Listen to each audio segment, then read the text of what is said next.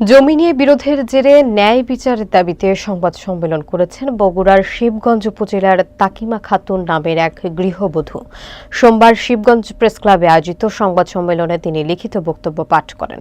বিস্তারিত দেখুন মাহমুদুল হাসান তৌহিদের তথ্যচিত্রে। তাকিমা খাতুন জানান, তার শ্বশুর এবং তার ভাইরা ময়দানহাট্টা মৌজার 25,1076 খতিয়ানের 528 এবং 529 দাগের জমি তাদের পূর্বপুরুষ হাবিল শেখের কাছ থেকে রেজিস্ট্রি দলিলের মাধ্যমে শান্তিপূর্ণভাবে ভোগ দখল করে আসছিলেন।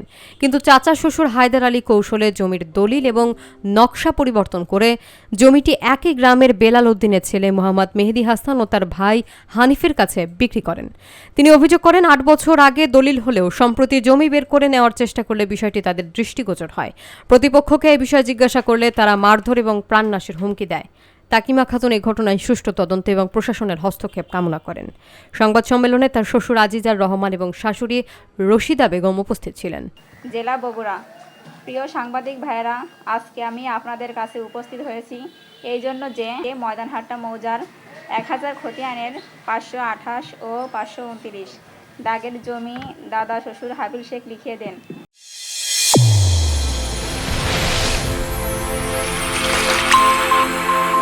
চ্যানেল A1 হৃদয়ের স্পন্দন।